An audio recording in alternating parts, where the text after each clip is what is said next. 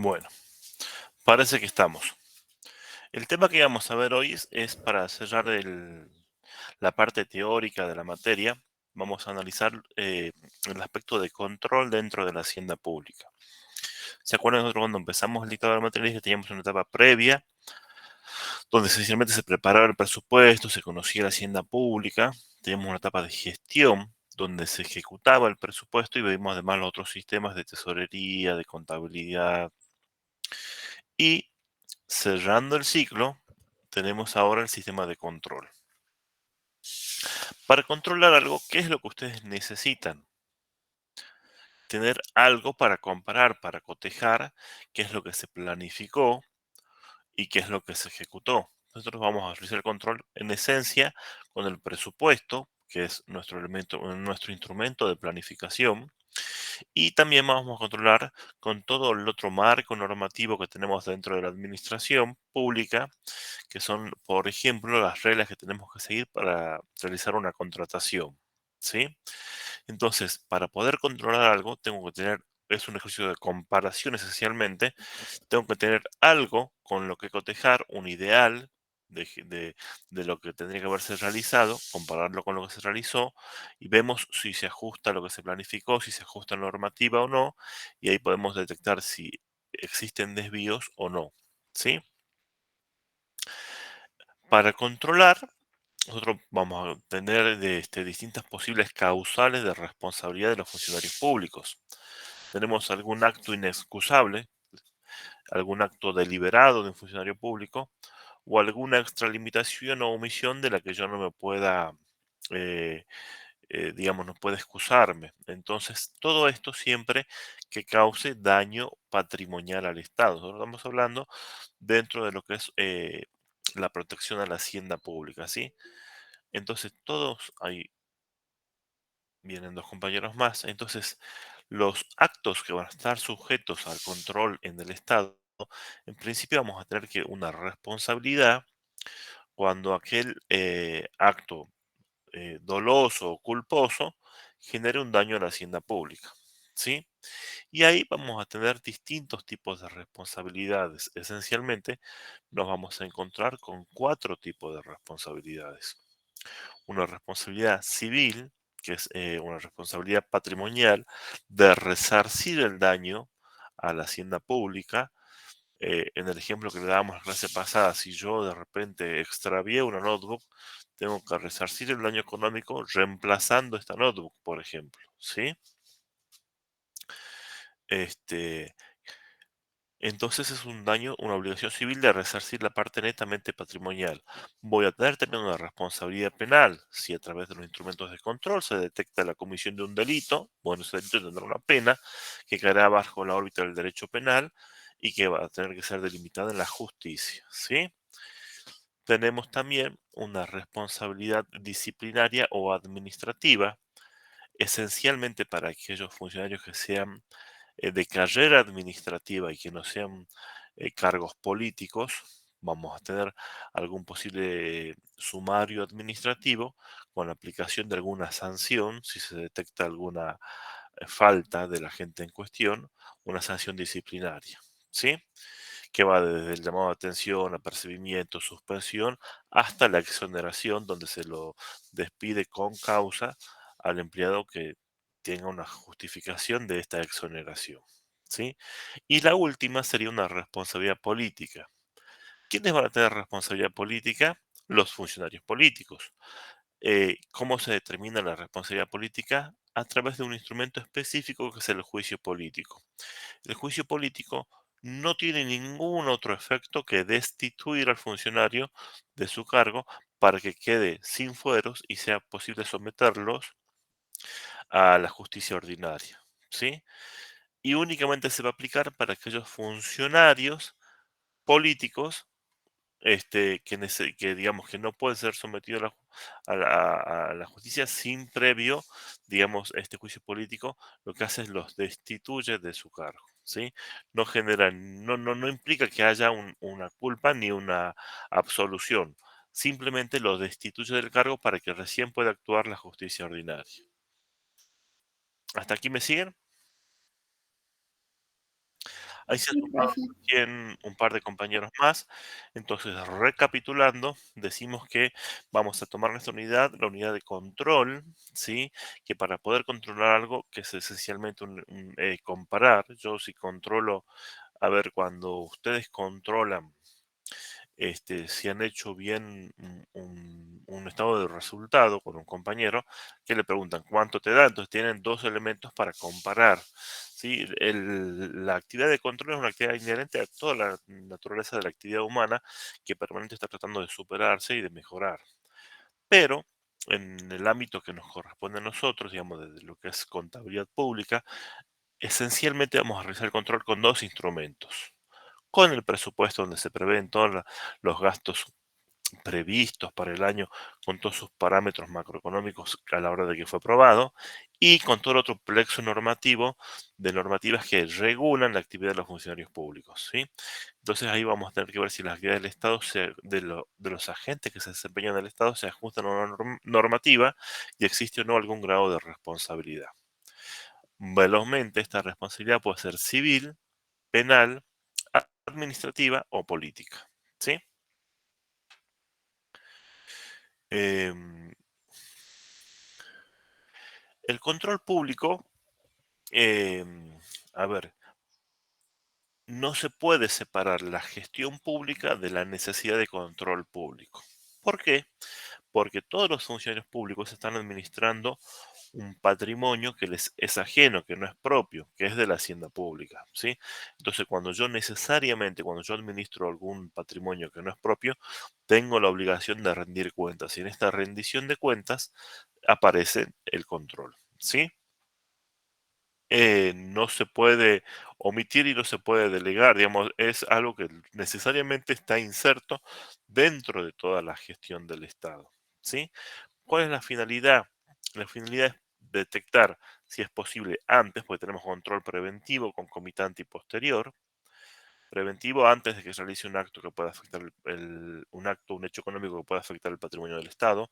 Concomitantes mientras se está ejecutando y posterior es el control que se hace a cierre de ejercicio cuando ya se va a rendir cuentas. ¿Sí? Este, La finalidad es tratar de, cuando es preventivo, tratar de que existan errores involuntarios que puedan dañar por impericia o irresponsabilidad la hacienda pública, ¿sí? Concomitante lo mismo, tratar de evitar de que el hecho suceda antes de que exista una responsabilidad. Una vez que el hecho ya sucedió, lo que se trata de determinar es algún tipo de responsabilidad o no del hecho que pudo haber dañado o que dañó la hacienda pública, ¿sí? Las características del control es que tiene que ser universal, o sea que abarca todos los hechos en forma armónica y equitativa. Naturalmente, cuando se hace un control, ustedes han visto en lo que es auditoría, no se pueden controlar el 100% de los actos que se están auditando, sino que se hace una actividad por muestreo, ¿sí? Continuidad, que no tiene que ser digamos, ustedes ven que los organismos de control trabajan todo el año, no son controles aislados que se hacen en determinado momento, sino que tienen que tener continuidad y cuando hay algún procedimiento donde el auditor detecta algún riesgo, tiene que tener continuidad y recomendaciones para ver que se ajuste o se pueda corregir el procedimiento para que la tarea de control sea continua y no sean momentos estancos determinados en 2 periodos, 3 periodos o un periodo del ejercicio, ¿sí? Es obligatorio. Y acá hay una parte muy importante. Tiene que ser interdisciplinario. ¿Qué quiere decir esto? Supongamos que yo soy auditor del Tribunal de Cuentas o a Nación de la Auditoría de la Nación. Cuando voy a controlar un expediente, supongamos, de alguna actividad que no es de mi especialidad, yo voy a controlar la parte netamente contable.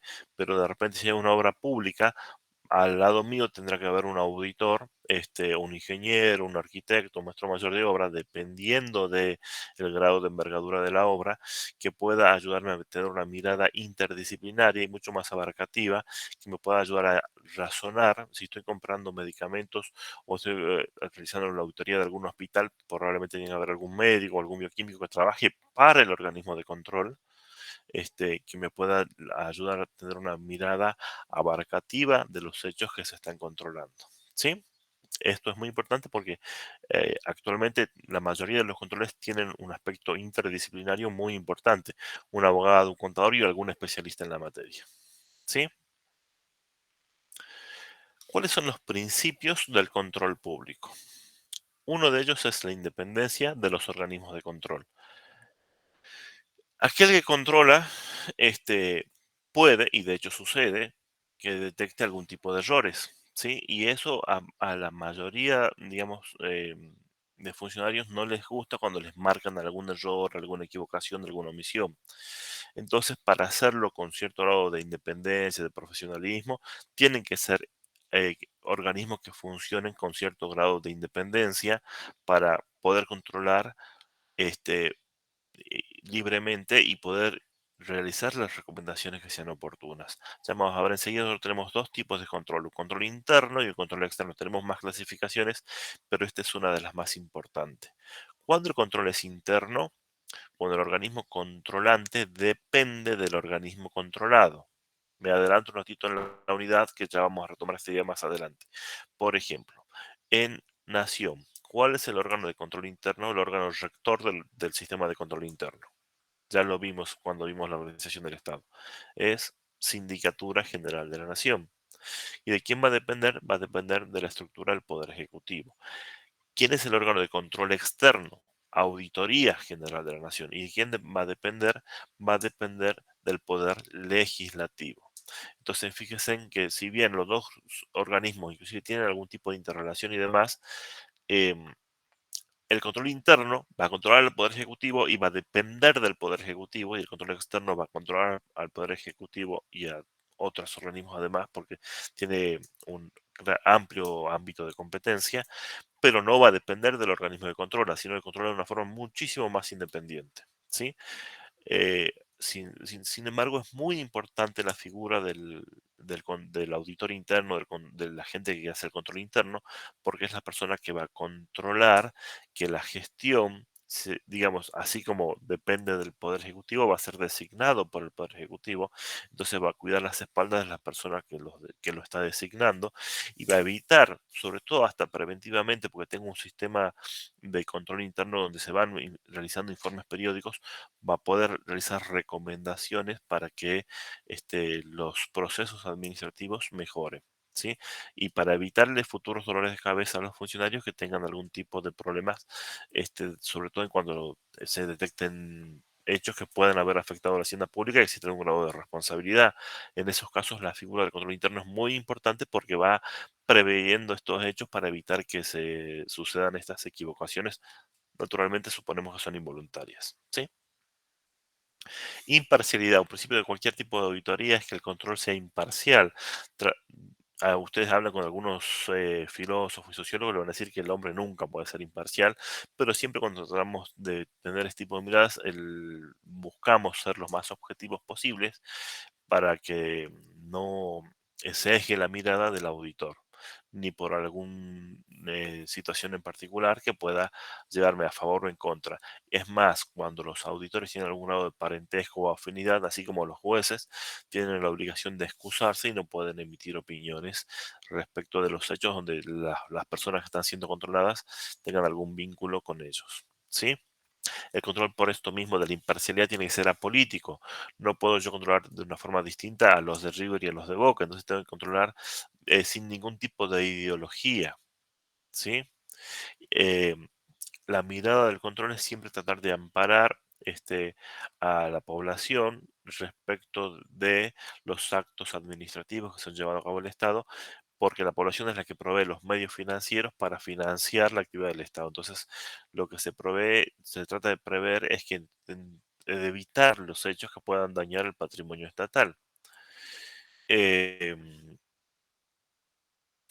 y, digamos, tratar de que se tienda a formar, ya decían desde a ver, creo que Mariano Moreno, Manuel Belgrano, no me acuerdo cuál de los dos decía en este momento específicamente, pero él decía que no se debe esperar que los agentes, que los funcionarios públicos, los gobernantes, actúen por la buena fe de acuerdo a su recta moral y sus buenas costumbres, sino que se debe diseñar un sistema administrativo que impida que el funcionario aunque quiera actuar de una forma deshonesta, el sistema de control lo detecte y evite que esto suceda. O sea, no podemos depender de la buena fe de las personas, sino que tenemos que armar un sistema administrativo, un sistema de control que evite que las personas sean tentadas a obrar mal y que si lo hacen detecten esta situación y se determinen las responsabilidades del caso. ¿Sí?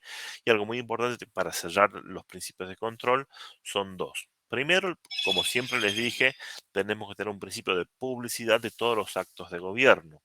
Y segundo, que pese a que el control es necesario en todas las actividades del gobierno, se tiene que intentar no retardar o entorpecer la agilidad administrativa, por ejemplo, para que los actos de gobierno lleguen en un momento inoportuno o cuando ya no son necesarios. ¿Sí?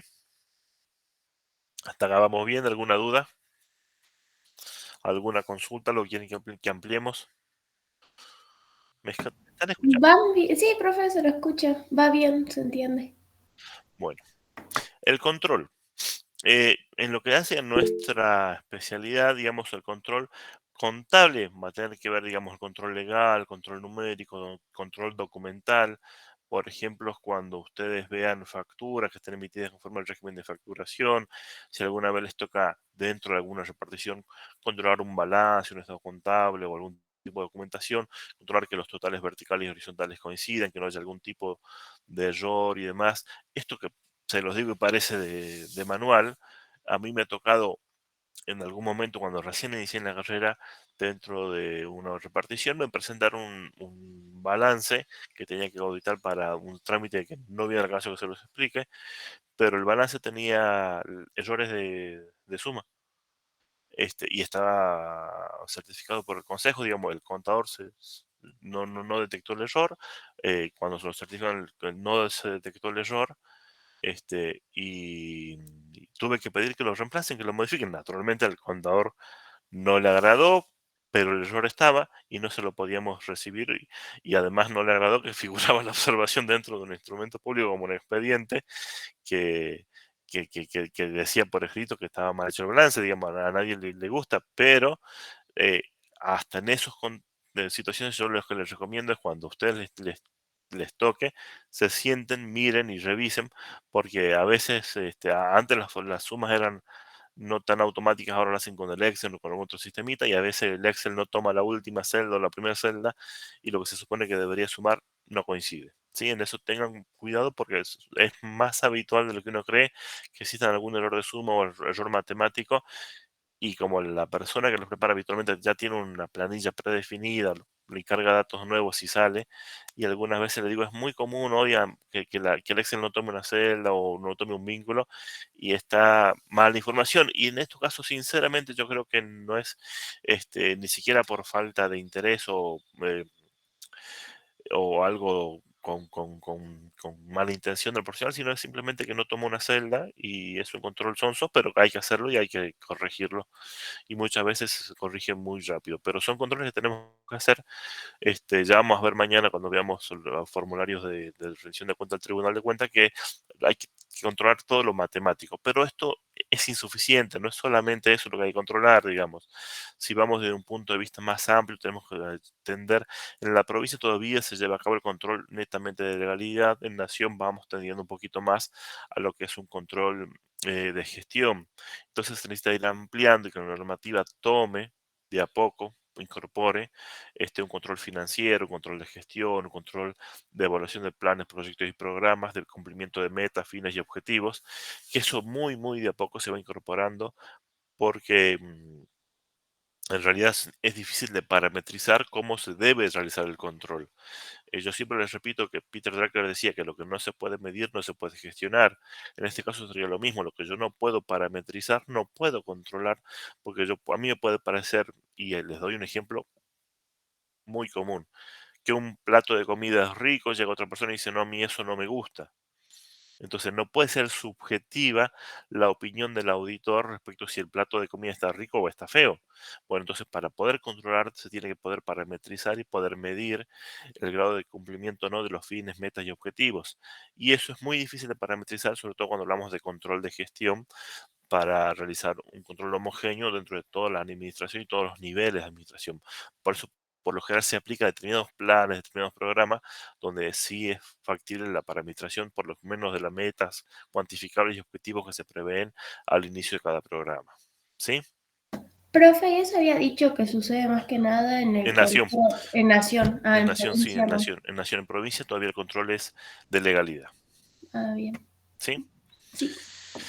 Después, el control debe ser oportuno, digamos, no me sirve de nada que hoy se controle una rendición de cuentas de hace 5 años, fíjense que hasta se ve desfasada por el efecto inflacionario, ¿sí?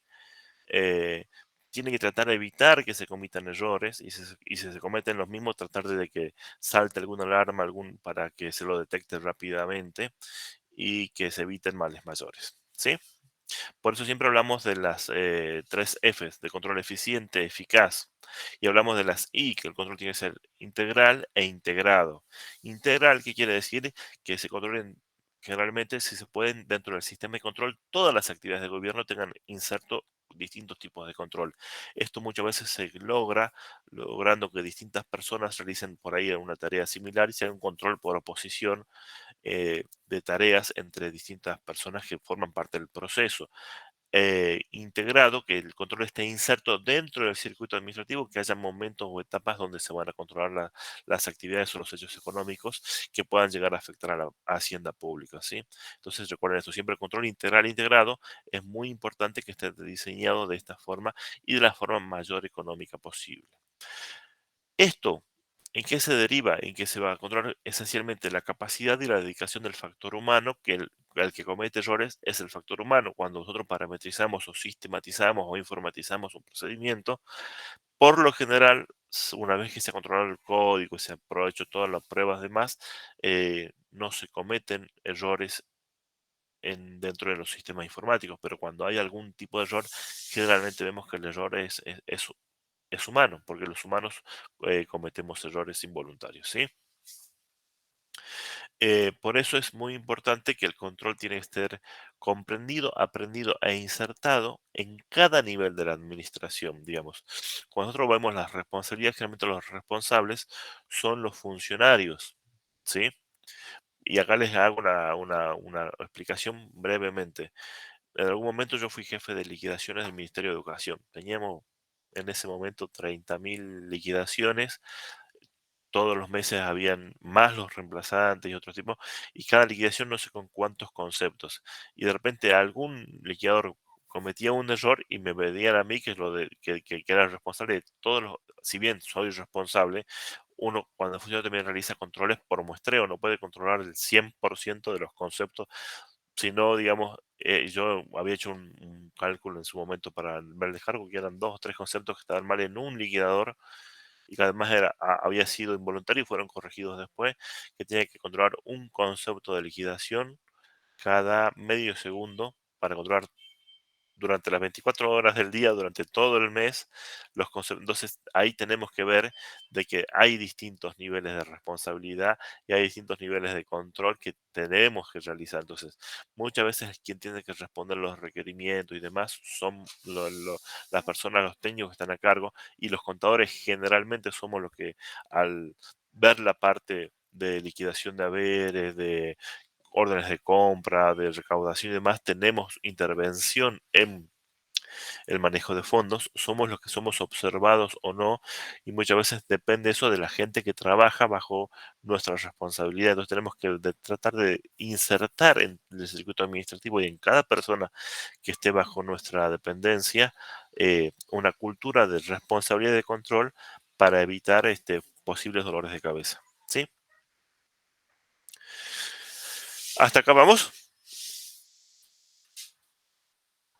Y esto es muy importante, digamos, ustedes recuerden siempre que nosotros cuando hablemos de control es una de las cosas que vamos a estar inserto o como responsable controlado o como auditor, porque hay muchos colegas que están dentro de la gestión pública y otro tanto de colegas que están dentro o del Tribunal de Cuentas o de alguna eh, unidad de control interno de nación, ¿sí? Son lugares donde vamos a tener una fuerte inserción laboral en el ejercicio de la profesión. Pasando ya a lo que es el control interno, Como yo les dije, el control interno es aquel donde el organismo que controla depende del organismo controlado. Los dos órganos rectores de control interno son, para la provincia, hay un organismo que tendría que haberse creado de acuerdo a la ley de administración financiera, pero que no se creó, que hubo una discusión de cómo se debía de llamar, se sacó una ley aclarando el nombre del organismo que debería ser la auditoría de la provincia, auditoría interna de la provincia, pero nunca se integró el organismo. Por ello, por la ley de presupuesto del año 2000, se delega esta función de control interno en la contaduría de la provincia. Fíjense que la contaduría de la provincia cumple un doble rol de ser el órgano rector del sistema de contabilidad, por un lado, y por otro lado, el órgano, hasta tanto se materialice este otro organismo, el órgano de control interno del sistema de administración financiera de la provincia.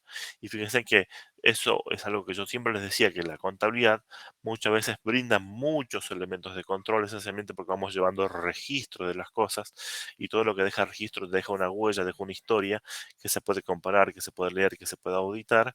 Entonces son actividades esencialmente vinculadas. ¿Sí? En Nación tenemos la Sindicatura General de la Nación.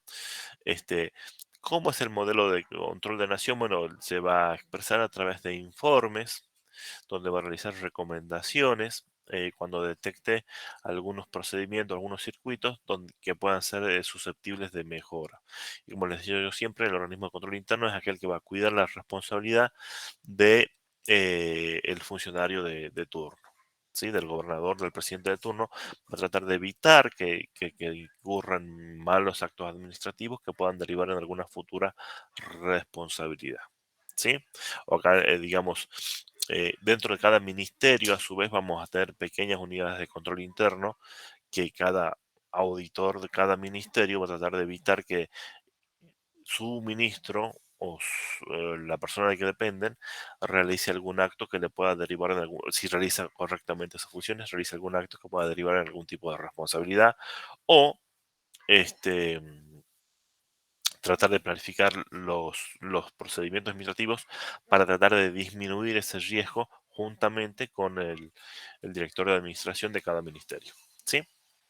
En el órgano de control externo, que no va a depender de la misma persona, sino que en la provincia tenemos como órgano rector el Tribunal de Cuentas y en Nación la Auditoría General de la Nación, que ambos van a depender del poder legislativo.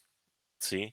Fíjense que acá ya hay una independencia mucho más marcada porque van a tener, digamos, una mirada muchísimo más objetiva y muchísimo más independiente respecto de los hechos que están controlando. Y ahí tenemos una distinción respecto a las competencias que tenemos en la provincia y en nación. En la provincia, el Tribunal de Cuentas tiene la competencia para realizar procedimientos administrativos de rendición de cuenta y procedimientos administrativos de determinación de responsabilidad.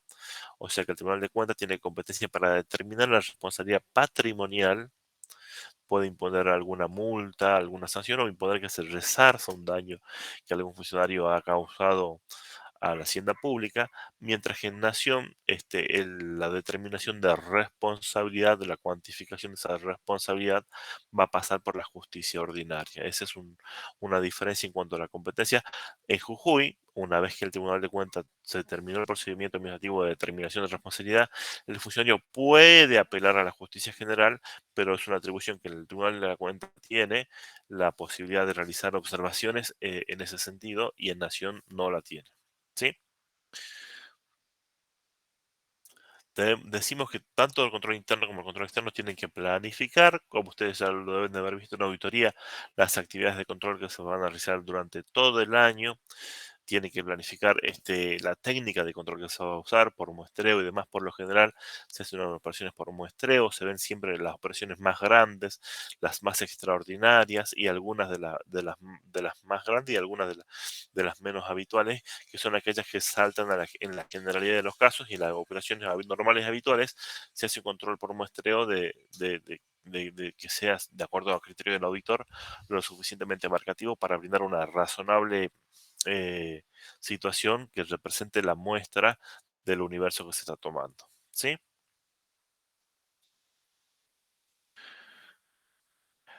¿Cuál va a ser el vínculo que va a tener sobre todo el sistema de control externo con cómo se va a vincular con el poder legislativo? Vamos a ver, el poder legislativo en su funcionamiento funciona con cámaras. Ustedes van a ver que tenemos, con comisiones, perdón. Es bicameral y funciona con comisiones. Tenemos comisiones de presupuestos, comisiones de salud, comisiones de educación, y tenemos una muy importante en ese sentido, que es la comisión parlamentaria mixta revisora de cuentas. ¿Sí? Tenemos una comisión que se va a conformar con 6 diputados y 6 senadores, que en su designación se tiene que respetar la conformación de ambas cámaras, digamos, sobre todo en cuanto a representación de los partidos políticos, como están conformados, que van a tener una actividad permanente con los órganos de control, y que van a pedir informes y demás para que se pueda eh, armar una opinión técnica fundamentada de las situaciones que se están controlando. Recuerden siempre que el órgano que va a controlar al Poder Ejecutivo, en esencia es el Poder Legislativo, que es el que representa en nación tanto al pueblo o a los habitantes de la Cámara de Diputados, como a la provincia en la Cámara de Senadores, ¿sí? Ellos son los que sancionan la ley de presupuesto, y luego van a controlar cómo el Poder Ejecutivo ha ejecutado esta ley de presupuesto, ¿sí? Entonces, si bien tenemos órganos técnicos que apoyan necesaria y obligatoriamente la opinión que se va a formar, quien aprueba o quien rechaza la cuenta de inversión, que es una de las cosas que vamos a tener para el control, es el poder legislativo, ¿sí?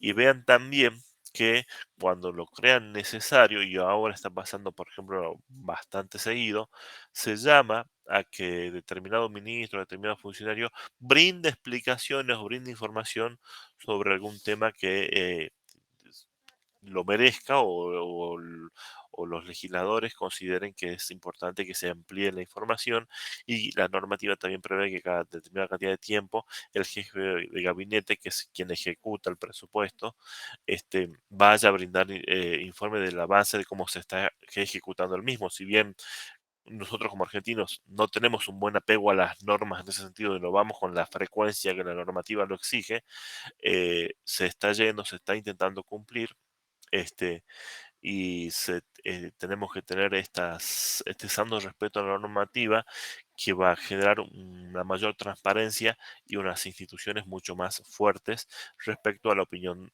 pública en general. ¿Sí?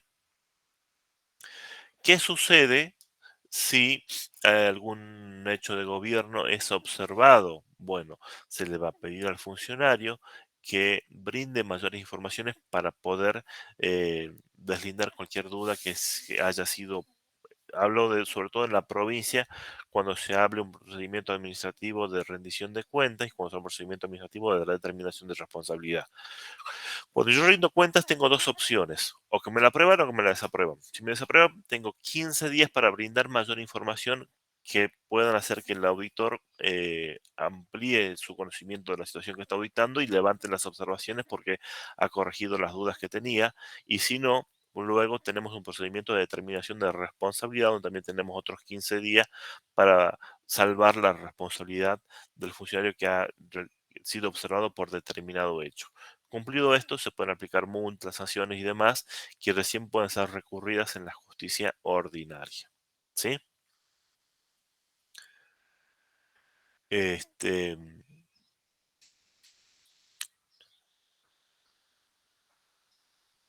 ¿Qué otra cosa era importante de esto?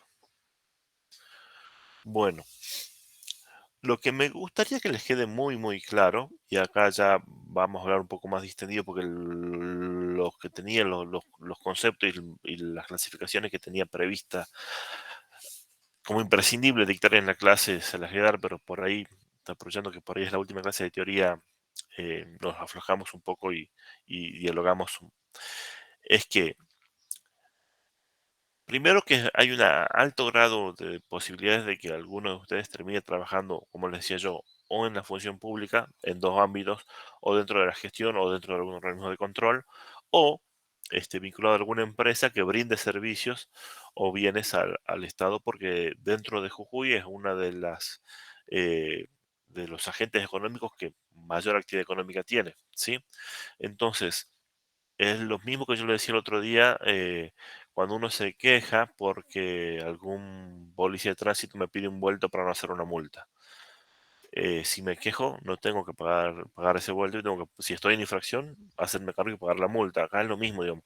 Tratar de generar una buena actitud ciudadana y responsable desde el punto de vista inclusive de los funcionarios, crear profesionales que pongan en alto a la profesión y a los valores éticos, que tratemos de realizar la gestión profesional de la manera más profesional posible, de la manera técnicamente correcta, para, para tratar de, digamos, en la gestión del Estado. Yo siempre he leído un libro y lo comento porque es muy, muy gráfico.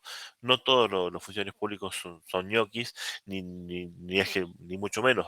Conozco muy buenos profesionales, muy formados, muy serios, muy capaces, que, que van todos los días a trabajar haciendo su mejor esfuerzo para tratar de que el Estado brinde la mayor cantidad de bienes y servicios para que la gente pueda utilizarlo. Pero esto hay que trasladarlo con publicidad, con transparencia, con gestión y con respeto y apego a la normativa, para que nosotros tengamos instituciones cada día más fuertes y mayor confianza, ¿sí? Y acá no hablo, conozco muy buenos profesionales de River y de Boca, ¿sí? Como también los conozco no tan buenos, digamos, pero eso es muy importante, que ustedes, cuando les toque, que les queda ya muy poco para recibirse, estar en alguno de estos roles, lo realicen con realmente un buen criterio ético y profesional, para tratar en primer lugar de que tengamos instituciones y una sociedad más agradable en la que vivir, y en segundo lugar para dejar de alto a la profesión, ¿sí? No sé, ¿hay alguna duda conceptual que les haya quedado o lo dejamos aquí por hoy día? Como les dije la vez pasada, en las clases virtuales están muy, muy callados por ahí. Por eso yo prefiero las presenciales, porque podemos interactuar un poco más. Sí, yo calculo igual, profe, que si la semana que viene nos vemos antes del parcial, Ahí sí va a ahí haber clases de consulta, sí, sí, sí, antes del está parcial. bien. Ahí cuando leamos un poco y Bueno, como que vinculemos bien, va a surgir más dudas porque perfecto. Bueno, entonces nos vemos mañana. Mañana vamos a ver los dos prácticos que les pasé, que uno es de contrataciones, que es el procedimiento, y el otro es un práctico donde yo les voy a mostrar. Ese no hace falta que lo tengan hecho, porque yo se los voy a mostrar cómo se hace. El de contrataciones, si lo quieren mirar, porque seguimos toda la práctica, pero del Tribunal de Cuentas le voy a mostrar cómo se llenan los formularios, que hoy ni siquiera lo hacemos a mano. Ya hay una parte informática que lo hace, pero como siempre lo digo, hay que aprender a hacerlo para controlar si lo hacen bien, y para poder razonar inclusive este, cómo se llenan. Un ejemplo muy cortito: yo hace un par de años que ya no estoy en la gestión pública, pero un par de clientes llenan estos formularios porque recibe subsidios del Estado. Entonces, estén o no dentro del Estado, es importante que estos los sepan llenar, ¿sí? Así que por eso lo vamos a ver mañana los dos prácticos, y con eso ya cerraríamos los conceptos para el parcial. Bueno, nos vemos mañana, profe, chicos.